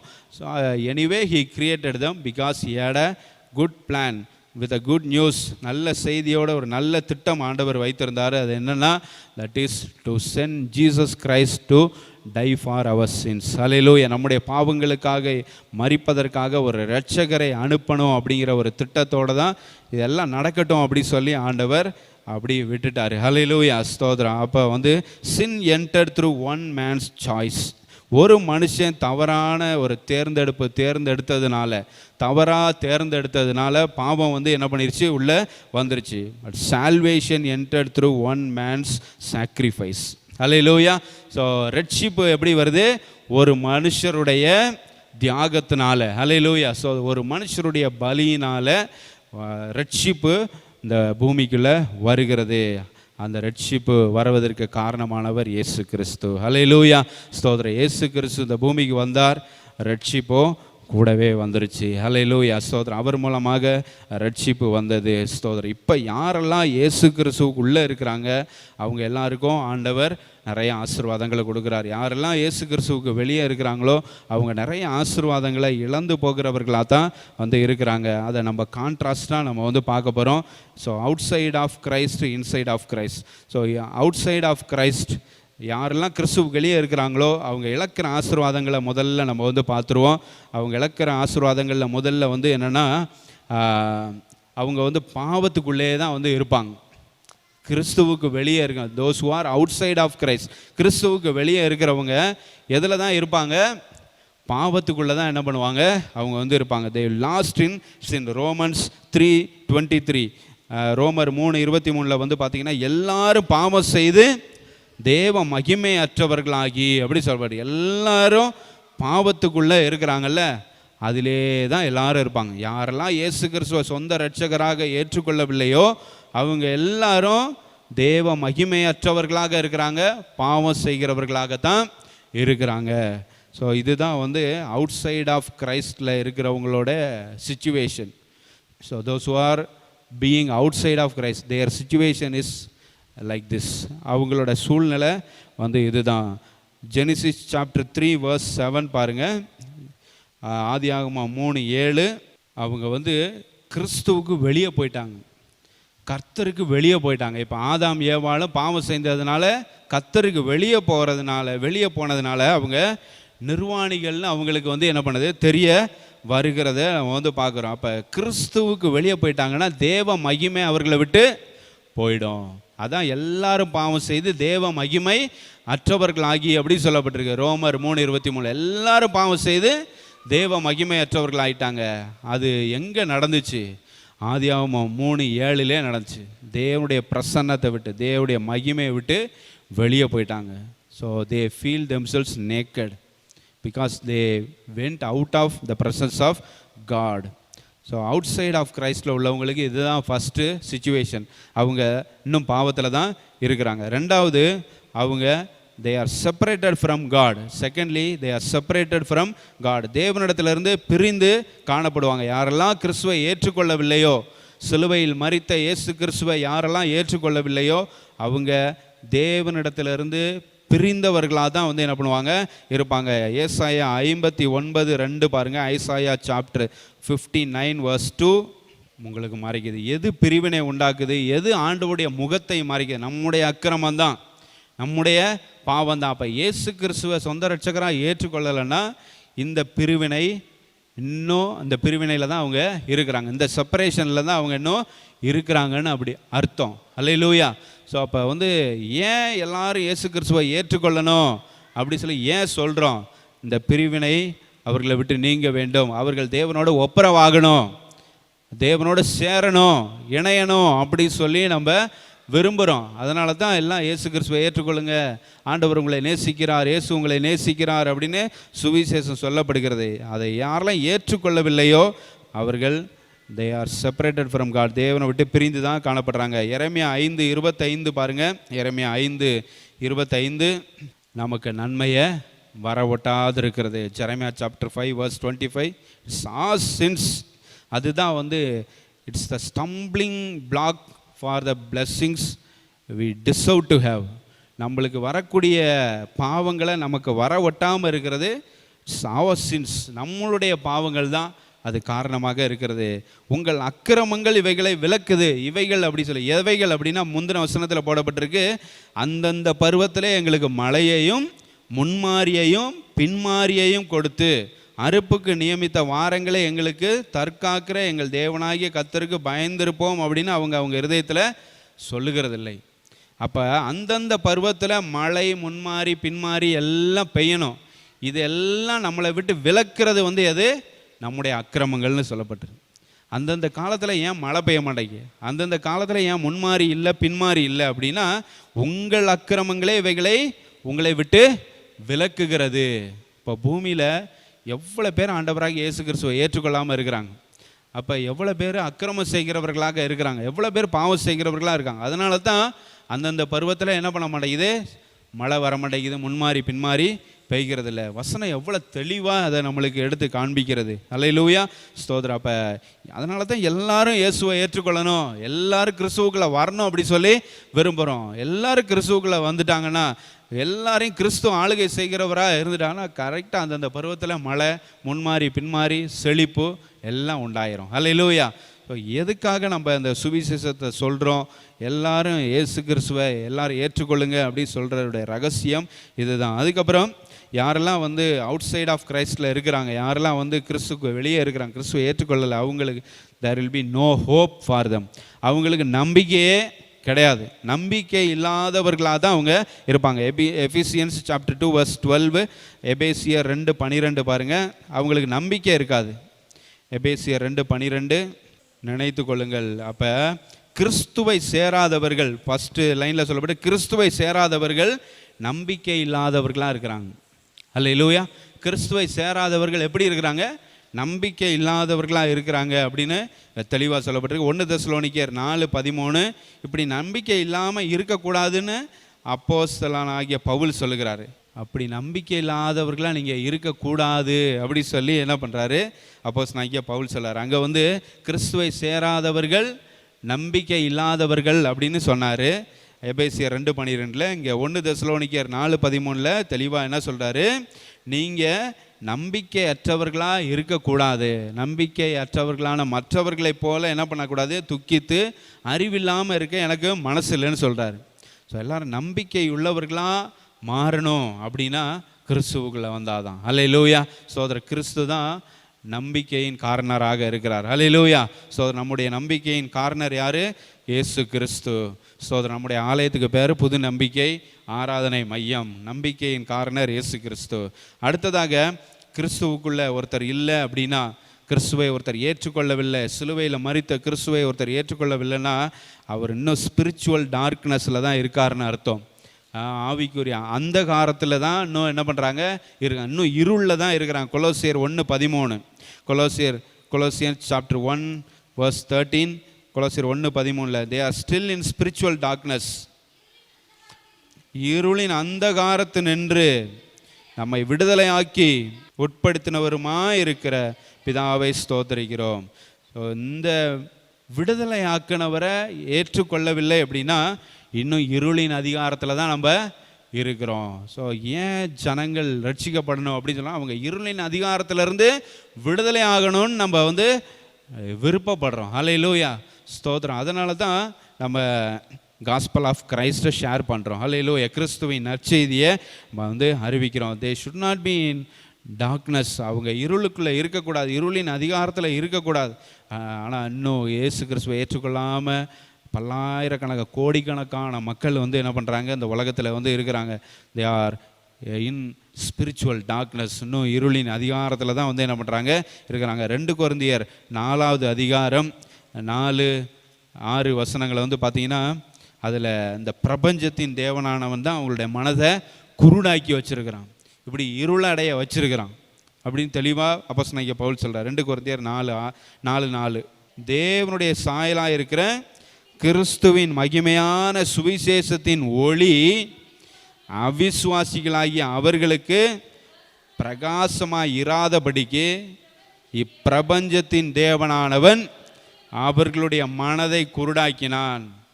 இந்த சுவிசேஷத்தின் மகிமையான ஒளி, இந்த மகிமையான சுவிசேஷத்தின் ஒளி அவர்களுக்குள்ள பிரகாசமாய் இராதபடிக்கு நீங்கள் இருளே இருங்க, நீங்கள் இருளின் அதிகாரத்திலே இருங்கன்னு அவர்களுடைய மனதெல்லாம் குருடாக்கி வச்சுருக்கிறான்.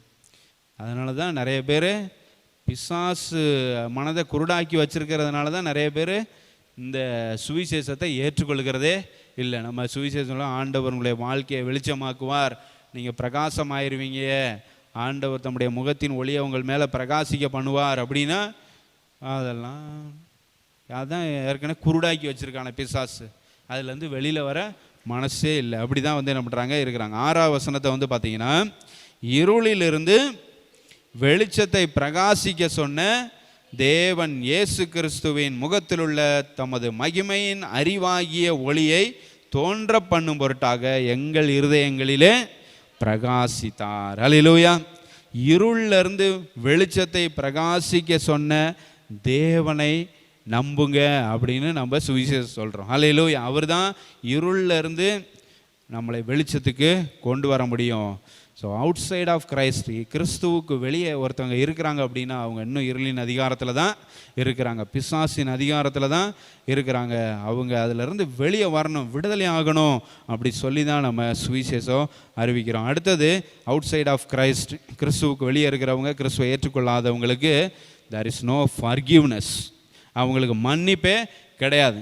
கிறிஸ்துவுக்குள்ளே வந்தால் தான் மன்னிப்பு. யாரெல்லாம் சிலுவையை நோக்கி பார்க்குறாங்களோ அவங்களுக்கு தான் மன்னிப்பு. பேதுரு என்ன பண்ணுறாரு, மனம் கசந்து அழுதாரு, அவருக்கு மன்னிப்பு கிடைச்சிருச்சு. யூதாஸு வேற எங்கேயோ சிலுவை பக்கம் ஓடி வராமல் வேற தேவாலயத்து பக்கம் ஓடி, தேவாலயத்தில் அதாங்க எல்லாம் கள்ளராக தானே இருக்கிறாங்க. அப்போ உள்ள பிரதான ஆசாரியர்கள்லாம் இது யார் கிறிஸ்துவுக்கு எதிரானவர்கள், கள்ளர்களும் கொள்ளைக்காரருமாக என்ன பண்ணுறாங்க இருந்தாங்க. கிறிஸ்துவுக்கு எதிரானவர்களாக, மேசியாவுக்கு எதிரானவர்களாக செயல்பட்டு கொண்டாங்க. அங்கே ஓடி போனால் அங்கே பிசாசின் ராஜ்யம் தான் இருந்துச்சு தேவாலயத்தில். ஏன்னா இந்த பிரதான ஆசிரியர்கள்லாம் அவர் பிசாசினுக்கு கீழே தான் வேலை செஞ்சிட்டு இருக்க மாதிரி வேலை செஞ்சிட்டு இருந்தாங்க. ரொம்ப மோசமாக இருந்துச்சு அந்த காலகட்டத்தோட ஆசாரியத்துவம் எல்லாமே. அங்கே ஓடி போனால் அங்கே நோ ஃபர்கிவ்னஸ். அதனால் அவன் சூசைடே பண்ணிக்கிட்டான். இயேசுவை நோக்கி வந்தால் தான் மன்னிப்பு, பாவ மன்னிப்பு இயேசுவை நோக்கி வந்தால் தான் கிடைக்கும். ஸோ அதனால தான் சுவிசேஷத்தை ஏற்றுக்கொள்ளுங்க, இயேசுவை ஏற்றுக்கொள்ளுங்கன்னு நம்ம சொல்கிறோம். இயேசுவை ஏற்றுக்கொள்ளாதவர்களுக்கு மன்னிப்பு இல்லை. யோவான் 8:24 பாருங்கள். யோவான் 8:24, நீங்கள் இயேசுவை ஏற்றுக்கொள்ளலைன்னா உங்கள் பாவத்திலே சாவிங்கன்னு சொல்கிறார், ஓப்பனாக சொல்லிடுறாரு. விசுவாசியாவிட்டால் உங்கள் பாவங்களே சாவி. என்னை அனுப்புனவர் பிதாவாகிய தேவன், பிதாவாகிய தேவன் தான் என்ன அனுப்புனார்னு என்ன நீங்கள் விசுவாசிக்கலை அப்படின்னா உங்கள் பாவங்களில் நீங்கள் செத்தே போயிடுவீங்கன்னு சொல்கிறார்.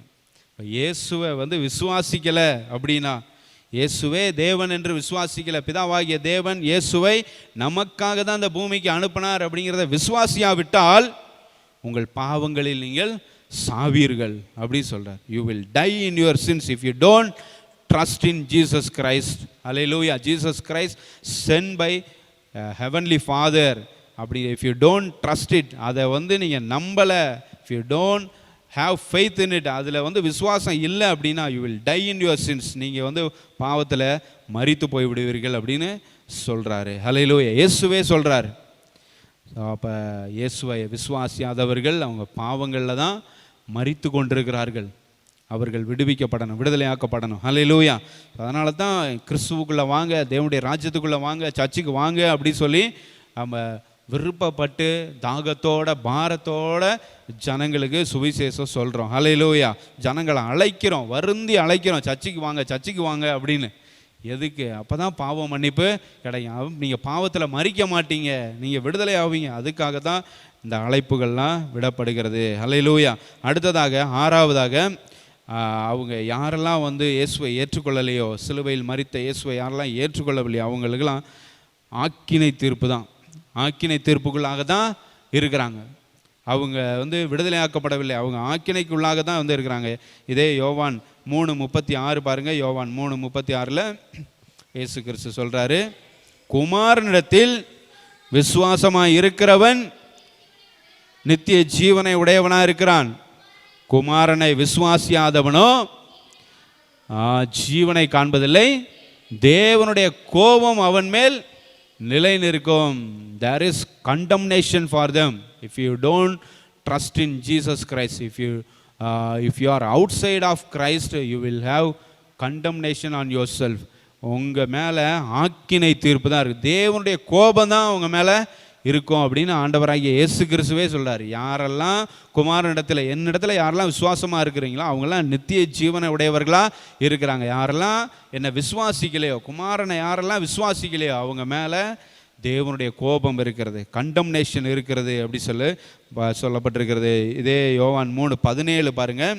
3:17 உலகத்தை ஆக்கினைக்குள்ளாக தீர்க்கும்படி அனுப்பினார். அப்போ இயேசு கிறிஸ்துவை எதுக்காக தேவன் பூமிக்கு அனுப்பினார். ஆக்கினைக்குள்ளாக தீர்க்கிறதுக்காக அனுப்பலை. எல்லாரும் ரட்சிக்கப்படணும், அவரை விசுவாசித்தா சால்வேஷன் வந்துடும் அப்படின்னு சொல்லி தான் என்ன பண்ணுறாரு, அனுப்புகிறாரு. ஆனால் இன்னும் நிறைய பேர் அவரை விசுவாசிக்காமல் தான் இருக்கிறாங்க. அப்போ விசுவாசிக்காமல் இருந்தால் அப்போ எதுக்குள்ளே தான் இருக்கிறாங்க, ஆக்கினை தீர்ப்புக்குள்ளாக தான் வந்து காணப்படுகிறார்கள்.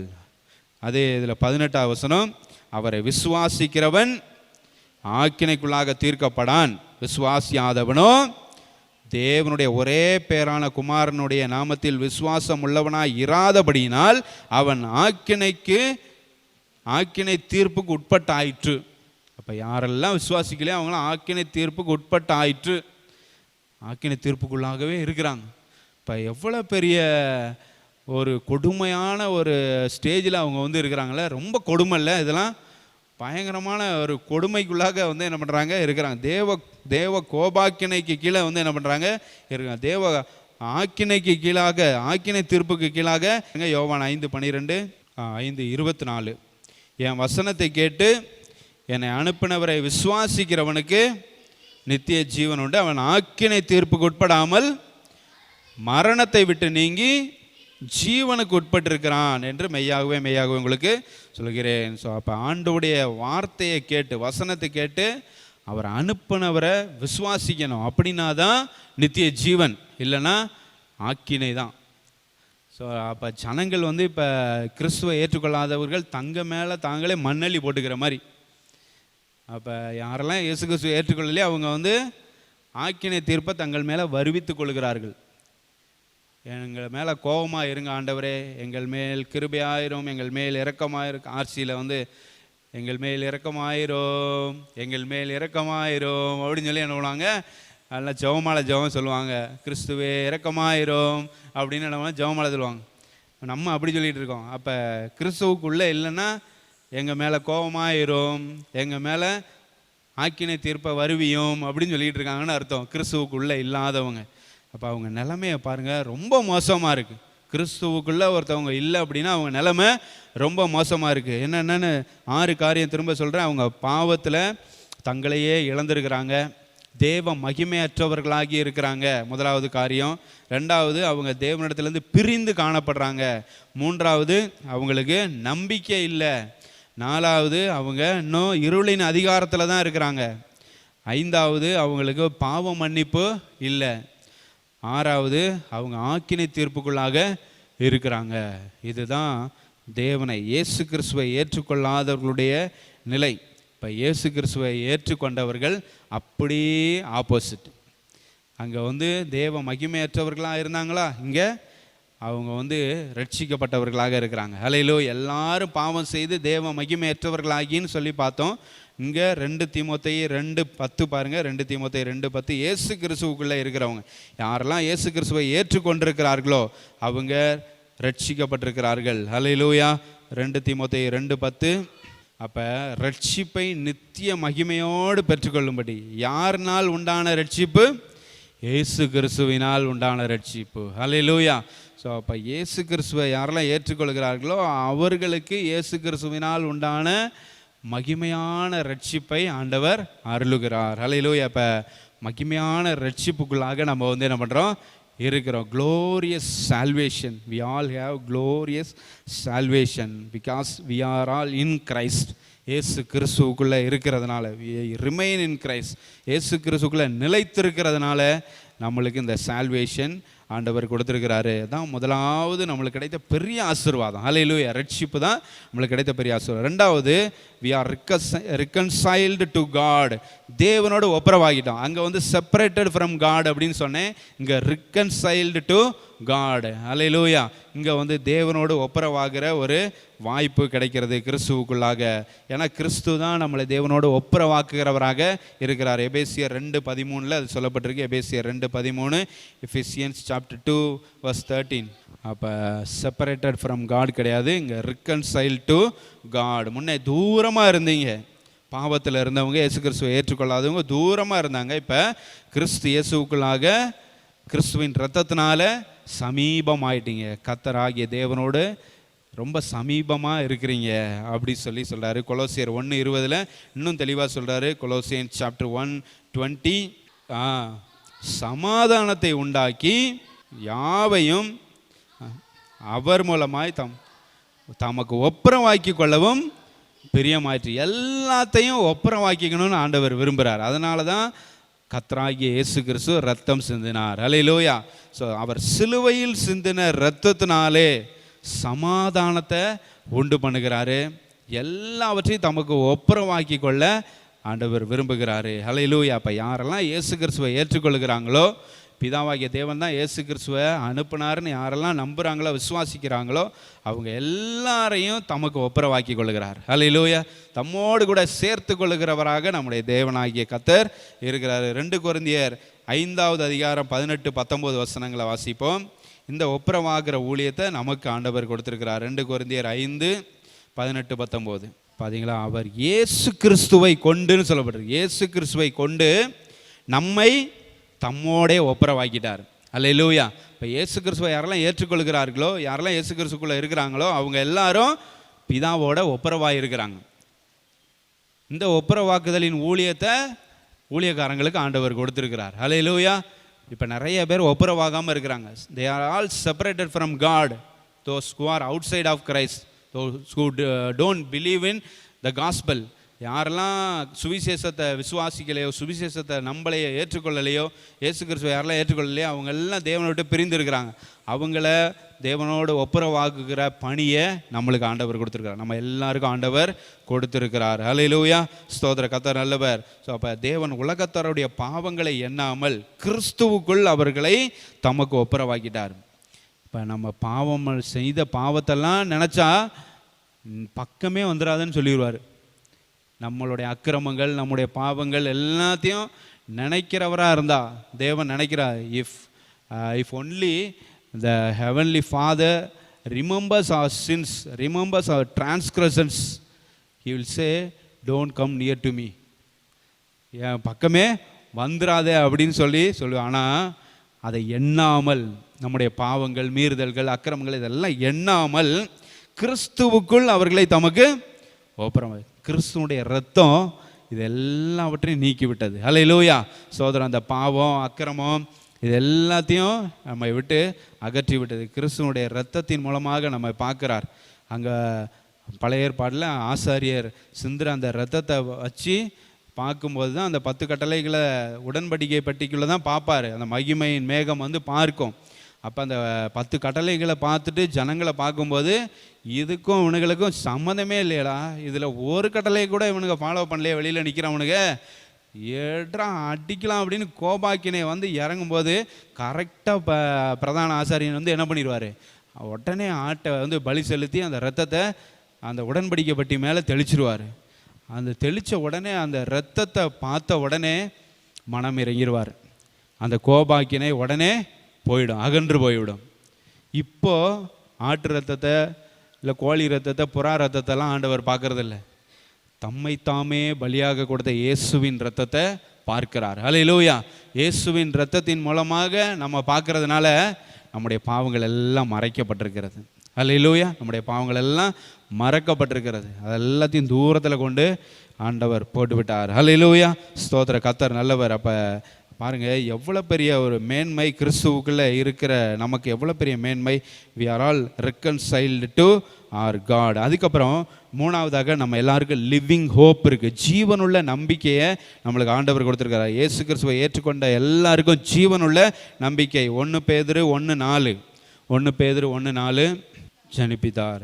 ஜீவனுள்ள நம்பிக்கை உண்டாகும்படி எதன் மூலமாக? அவர் இயேசு கிறிஸ்துவை மரித்தோரிலிருந்து எழுந்ததுனால, இயேசு கிறிஸ்துவ மரித்தோரிலிருந்து எழுந்ததுனால ஜீவனுள்ள நம்பிக்கை நமக்கு உண்டாயிருக்கிறது. அல்லேலூயா. மரித்த கிறிஸ்து இனி மரிப்பதில்லை. ஒரு தடவை இயேசு கிறிஸ்து மரித்தார். சிலுவையில் மரித்த இயேசு கிறிஸ்து மறுபடியும் உயிரோடு எழுந்ததுனால நமக்கு ஜீவனுள்ள நம்பிக்கை உண்டாயிருக்கிறது. அந்த இயேசுவை, மரித்தோரிலிருந்து எழுந்த இயேசுவை யாரெல்லாம் விசுவாசிக்கிறார்களோ அவர்கள் எல்லாருக்கும் ஜீவனுள்ள நம்பிக்கை உண்டாயிருக்கிறது.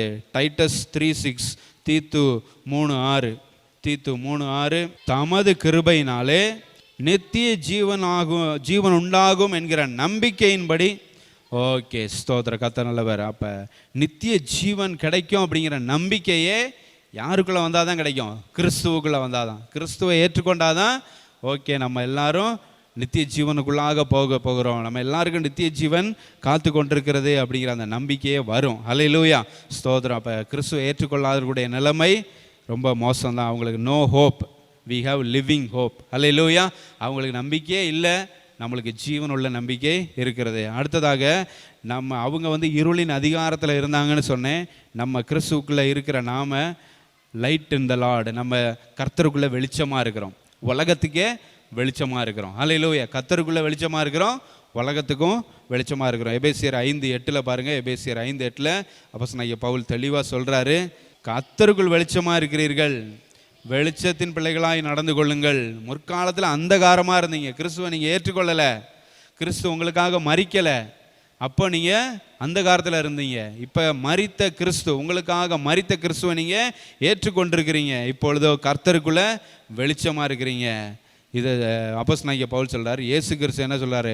மத்தேயு 5:14 நான் உலகத்துக்கு வெளிச்சமாக இருக்கிறேன்னு முதல்ல சொல்லிட்டு மத்தேயு 5:14 என்ன சொல்லிடுறாரு? நீங்கள் உலகத்துக்கு வெளிச்சமாக இருக்கிறீர்கள்,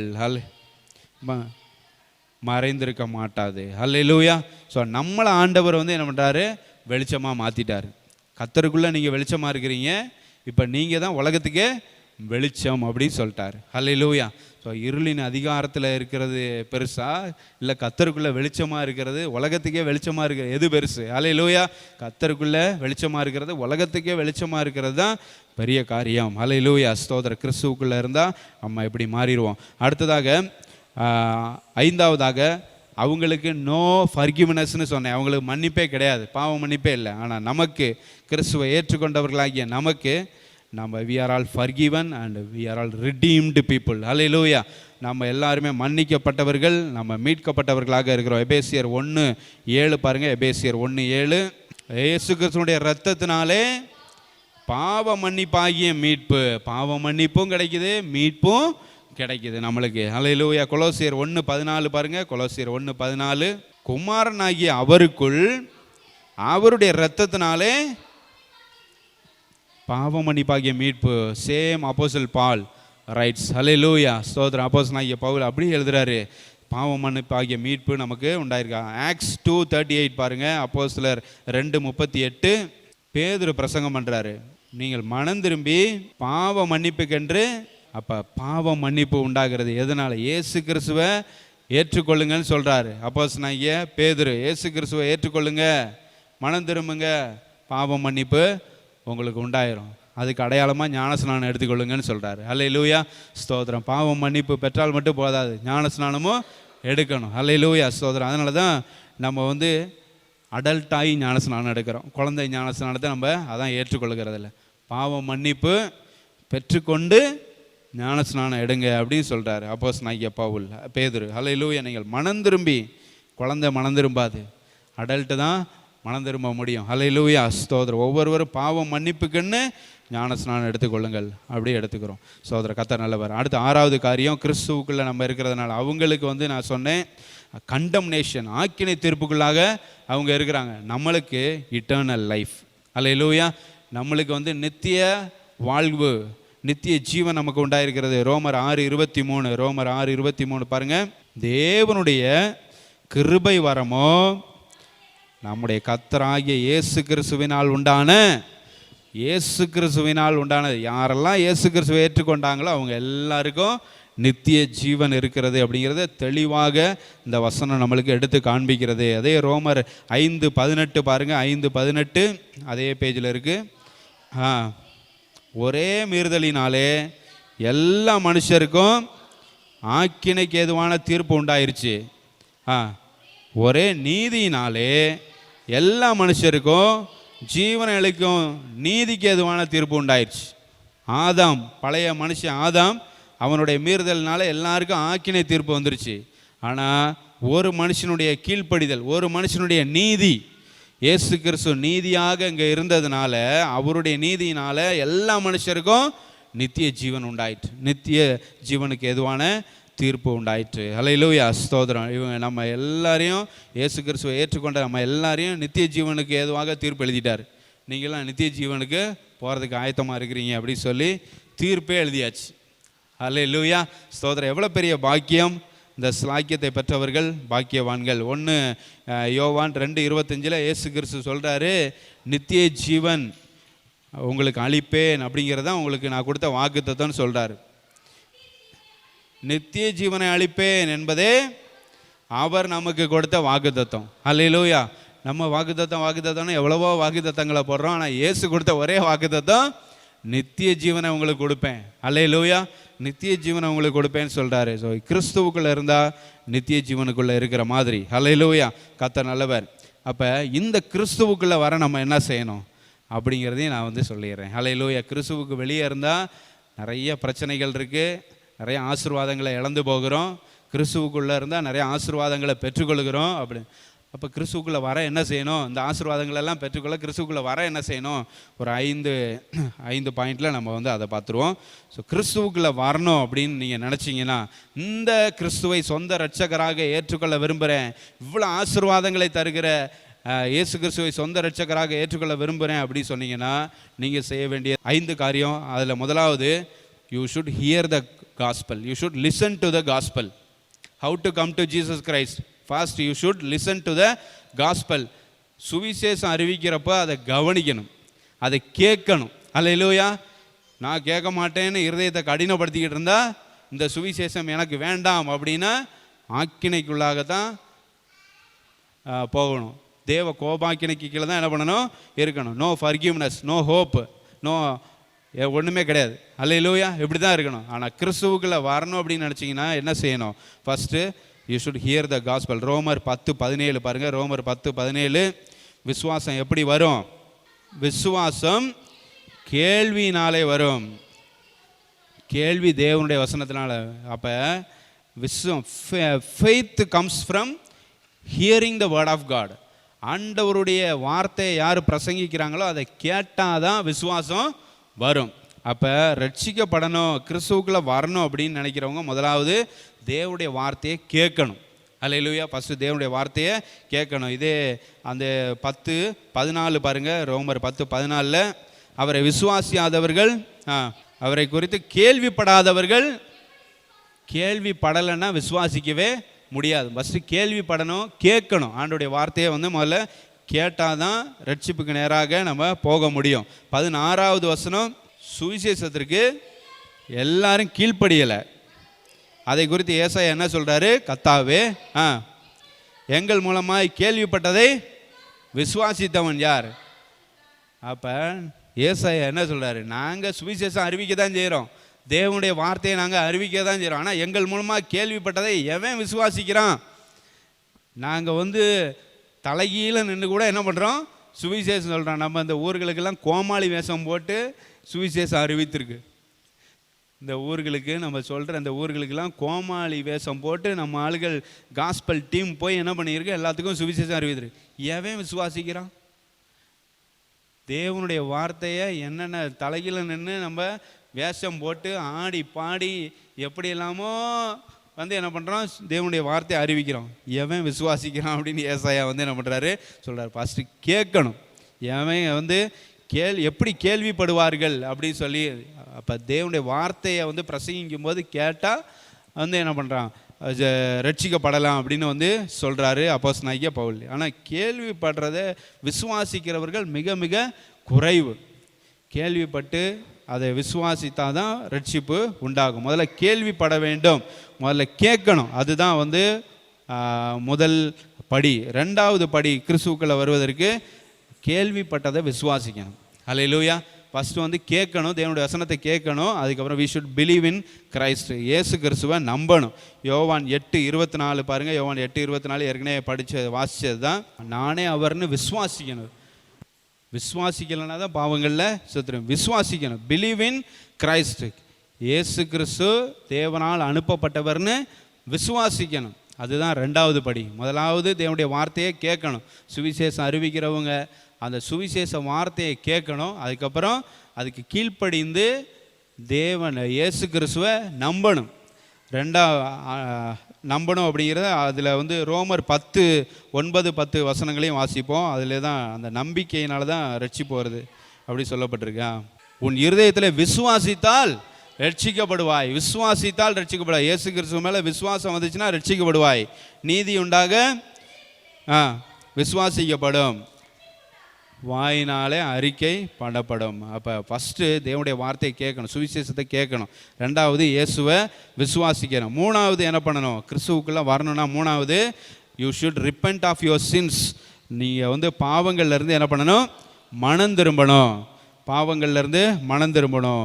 இயேசு கிறிஸ்துவை வந்து ஏற்றுக்கொண்டவர்கள் நிச்சயமாக பாவங்கள்லேருந்து என்ன பண்ணுவாங்க? மனம் திரும்புவாங்க. ஆக்ட்ஸ் சாப்டர் 3:20, அப்போஸ்தலர் 3:20 பாருங்கள். உங்கள் பாவங்கள் நிவர்த்தி செய்யும்படி நீங்கள் மனம் திரும்பணும். உங்களுடைய பாவங்கள் நிவர்த்தி செய்யப்படணும், உங்கள் பாவங்கள் மன்னிக்கப்படணும் அப்படின்னா நீங்கள் மனம் திரும்பணும் அப்படி சொல்கிறாரு. ஸோ மனம் திரும்புகிறது ரொம்ப அவசியம். அப்போ தான் கிறிஸ்துவுக்குள்ளே என்ன பண்ண முடியும்? வர முடியும், ரட்சிக்கப்பட முடியும். அடுத்து இதே அப்போஸ்தலர் 2:38 பாருங்கள். 2:38 நம்ம ஏற்கனவே வாசித்தது தான். நீங்கள் போதும், நீங்கள் மனம் திரும்பணும் அப்படி சொல்லி என்ன பண்ணுறாரு? பிரசங்கம் பண்ணுறதை பார்க்குறோம். So how to come to Christ அப்படின்னா first you should hear the gospel, you should believe in Jesus Christ and then you should repent of your since.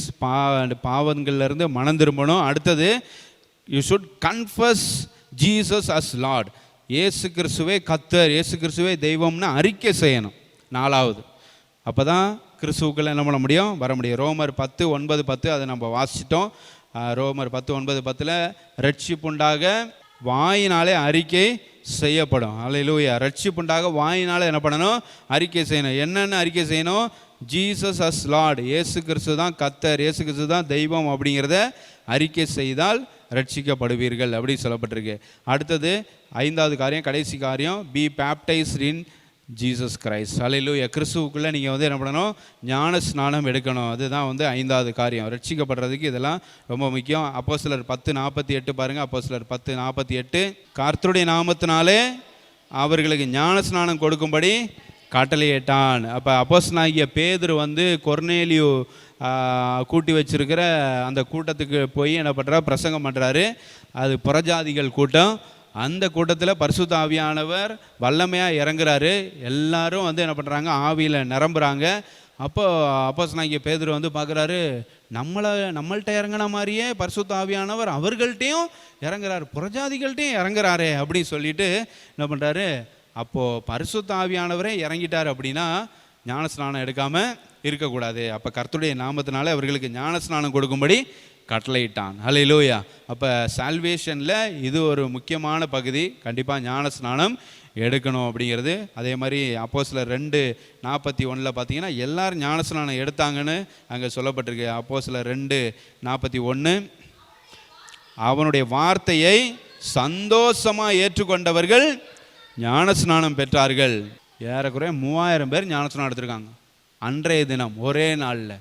அப்போஸ்தலனாகிய பேதுருவோட பிரசங்கத்தை கேட்டு முதல் நாள்லே என்ன பண்ணாங்க? 3000 பேர் ஞான ஸ்நானம் பெற்றிருக்கிறாங்க. ஹல்லேலூயா, ஸ்தோத்திரம். அப்போ சால்வேஷன் அடையணும், கிறிஸ்துவுக்குள்ளே வரணும், இந்த கிறிஸ்து கொடுக்குற ஆசீர்வாதங்கள் நன்மைகள் எல்லாவற்றையும் பெற்றுக்கொள்ளணும் அப்படின்னு நான் வந்து இந்த இயேசுவை சொந்த ரட்சகராக ஏற்றுக்கொள்ள விரும்புகிறேன், இந்த ஆசீர்வாதங்களுக்கெல்லாம் சொந்தக்காரனாக மாற விரும்புகிறேன் அப்படின்னு சொல்லி யாராவது நினச்சாங்கன்னா அவங்களுக்கு நீங்கள் சொல்ல வேண்டிய 5 காரியங்கள். ஹல்லேலூயா, ஸ்தோத்திரம். ஃபஸ்ட்டு நீங்கள் தேவனுடைய வசனத்தை கேட்கணும். 2வது இயேசு கிறிஸ்துவை விசுவாசிக்கணும். 3வது உங்களுடைய பாவங்கள்லேருந்து மனம் திரும்பணும். 4வது இயேசு கிறிஸ்து தான் தெய்வம்னு வாயினால் அறிக்கை செய்யணும். 5வது இயேசு கிறிஸ்துவை நாம் பிதாகுமாரன் பரிசுத்தாவி நாமத்தினால ஞான ஸ்நானம் எடுக்க வேண்டும். ஹல்லேலூயா. இதை செய்தால் ரட்சிப்பு உங்களுடையது. ஹல்லேலூயா. இலவசமாக ஆண்டவர் கொடுக்குற ரட்சிப்பை பெற்றுக்கொள்ளலாம், இலவசமாக ஆண்டவர் கொடுக்குற ஆசீர்வாதங்களையும் பெற்றுக்கொள்ளலாம். எதுக்குமே காசு கிடையாது. ஹல்லேலூயா. பாவம் மன்னிப்புக்கு எல்லாம் இந்த பாவ மன்னிப்பு சீட்டு வாங்கிக்கங்க ஆட்சியில். அதனால தான் மார்ட்டின் லூத்தர் எதிர்த்து பெரிய போராட்டமே பண்ணார். பாவ மன்னிப்புக்குன்னு சீட்டெல்லாம் கொடுக்க ஆரம்பிச்சிட்டாங்க. டோக்கன் கொடுத்து இவ்வளோ காசு கொடுத்து இந்த டோக்கன் வாங்கிட்டீங்கன்னா உங்களுக்கு பாவ மன்னிப்பு உண்டாயிரும் அப்படின்னு சொல்லி டோக்கன் கொடுக்க ஆரம்பிச்சிட்டாங்க. எல்லாத்தையும் வியாபாரமாக மாற்றிட்டாங்க. அப்போ ஆர்சியில் இப்படி பண்ணோன்னே ரெஃபர்மேஷன் உண்டாயிருச்சு. ஸோ மார்ட்டின் லூத்தர் வந்து என்ன பண்ணார்? ஒரு பெரிய ரெஃபர்மேஷனை வந்து உண்டாக்குனார், ஒரு பெரிய புரட்சி உண்டாச்சு. அவங்க செய்த நிறையா காரியங்களை 96 தீசிஸை வந்து என்ன பண்ணுறாரு எழுதி அந்த விட்டன்பர்க் தேவாலயத்தை வாசல் கதவுலே என்ன பண்ணார் ஒட்டிட்டார். பெரிய பிரச்சனைகள் எல்லாத்தையும் ஃபேஸ் பண்ணார். ஸ்தோத்திரம், கர்த்தர் நல்லவர். ஹல்லேலூயா, ஸ்தோத்திரம். அப்போ எல்லாமே இலவசம்தான். அந்த காலத்தில் எல்லாம் அதை பிஸ்னஸாக மாற்றணும்னு நினச்சாங்க. ஆனால் எல்லாத்தையும் eternal life is free, forgiveness is free. Hallelujah. எல்லாமே லிவிங் ஹோப் உங்களுக்கு இருக்குது, அது ஃப்ரீ. அதில் காசு கொடுத்தா வாங்கணும். லிவிங் ஹோப்பை, ஜீவனுள்ள நம்பிக்கை எல்லாமே ஆண்டவர் எல்லாமே ஃப்ரீயாக தான் வந்து கொடுக்குறாரு. ஹல்லேலூயா, ஸ்தோத்திர, கர்த்தர் நல்லவர். ஸ்தோத்திரம். ஜெபம் பண்ணுவோமா? ஹல்லேலூயா. இது எல்லாத்தையும் இந்த இவ்வளோ ஆசீர்வாதங்களை கொடுப்பதற்காகத்தான் கர்த்தராகிய இயேசு கிறிஸ்து இந்த பூமிக்கு வந்தார். கல்வாரி சிலுவையில் அவர் ரத்தம் சிந்தினார். ஹல்லேலூயா, ஸ்தோத்திரம். நம்மளுக்கு பாவ மன்னிப்பு அப்படிங்கிற அந்த ஒரு பெரிய ஆசீர்வாதம், ரட்சிப்புங்கிற பெரிய ஆசீர்வாதம், அதை விலைக்கரையும் நம்ம வந்து எதுவும் செலுத்தக்கூடாது அப்படிங்கிறதுக்காக, நம்ம அதை விலை கொடுத்து வாங்கக்கூடாது அப்படிங்கிறதுக்காக அவர் தன்னுடைய சொந்த இரத்தத்தையே விலைக்கரையமாக கொடுத்தார். ஹல்லேலூயா, ஸ்தோத்திரம். எவ்வளோ பெரிய சாக்ரிஃபைஸ் அது, எவ்வளோ பெரிய தியாகம்.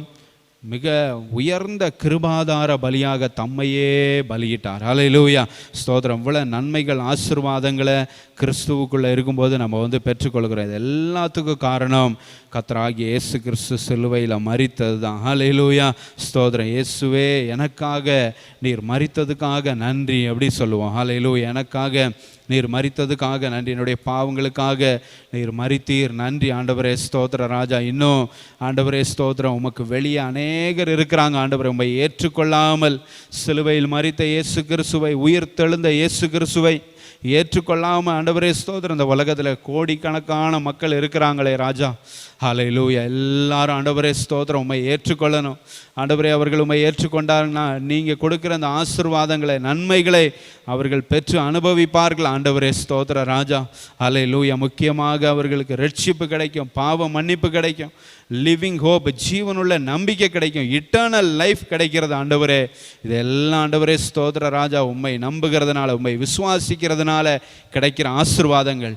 இது எல்லாத்தையும் ஆண்டவரே ஸ்தோத்திரம் மக்கள் சுதந்தரித்து கொள்ளணும். இலவசமாக கிடைக்கிற அந்த ஆசீர்வாதங்களை மக்கள் சுதந்தரித்து கொள்ளணும் ஆண்டவரே. உம்மை நம்புவார்களாக. ஹல்லேலூயா. உம்மை ஏற்றுக்கொள்வார்களாக ராஜா. ஸ்தோத்திரம் ஆண்டவரே. ஸ்தோத்திர ராஜா. நீர் ஆண்டவரே எல்லாருக்காகவும் தான் மரித்திருக்கிறீங்க ஆண்டவரே. ஸ்தோத்திரம். யூதர்களுக்காக மாத்திரமல்ல, இஸ்ரவேலருக்காக மாத்திரமல்ல, கிரேக்கருக்காகவும் புறஜாதிகளுக்காகவும் ஆண்டவரே ஸ்தோத்திரம் நீர் மரித்திருக்கிறீர். ஹல்லேலூயா. இதை எல்லாரும் விசுவாசிக்க, உம்மை எல்லாரும் ஏற்றுக்கொள்ள நாங்கள் செபிக்கிற ராஜா. ஹல்லேலூயா, ஹல்லேலூயா. ஸ்தோத்திரம், ஸ்தோத்திரம், ஸ்தோத்திரம். எல்லாரும் மனம் திரும்பி ரட்சிக்கப்பட ஆண்டவரே ஸ்தோத்திரம் செபிக்கிற ராஜா. ஹல்லேலூயா. ஆண்டவரே ஸ்தோத்திரம். ஒவ்வொரு ஆண்டவரே ஸ்தோத்திரம் திருச்சபைகளிலும் ஆண்டவரே ஸ்தோத்திரம் ஆத்துமாக்களால் ஆண்டவரே ஸ்தோத்திரம் நீர் நிரப்புவீராக. ஆத்துமாக்கள், அநேக ஆத்துமாக்களை கர்த்தர் கொண்டு வந்து சேர்ப்பீராக ராஜா. ஹல்லேலூயா. தேவனுடைய ராஜ்யத்துக்குள்ளாக மக்கள் சேர்க்கப்படுவார்களாக, தேவனுடைய ராஜ்யத்துக்குள்ளாக சேர்க்கப்படுவார்களாக. ஹல்லேலூயா, ஹல்லேலூயா. சமாதான காரணர் நீர், நம்பிக்கையின் காரணர் நீர் ஆண்டவரே ஸ்தோத்திரம். உம்மை ஏற்றுக்கொண்டு ஆண்டவரே ஸ்தோத்திரம் சந்தோஷமான, நிம்மதியான, சமாதானமுள்ள ஒரு வாழ்க்கை எல்லாரும் வாழ்ந்திருக்க நாங்கள் செபிக்கிறோம் ஆண்டவரே ஸ்தோத்திர ராஜா. ஹல்லேலூயா. இந்த நாள் ஆண்டவரே ஸ்தோத்திரம் உம்முடைய பாடு மரணத்தை நினைவு கூறும் வகையில் ஆண்டவரே ஸ்தோத்திர ராஜா, நாங்கள் பாடல்களை பாட ஆண்டவரே உம்முடைய வார்த்தைகளை தியானிக்க கர்த்தர் எங்களுக்கு கொடுத்த வாய்ப்புக்காக நன்றி செலுத்துகிறோம். ஹல்லேலூயா. இந்த நாளுக்காக உமக்கு நன்றி ஆண்டவரே ஸ்தோத்திர ராஜா. ஹல்லேலூயா. நீர் ஆண்டவரே இவ்வளவு ஆசீர்வாதங்களை எங்களுக்காக வைத்ததுனால தான் இது குட் ஃப்ரைடேன்னு அழைக்கப்படுகிறது ஆண்டவரே.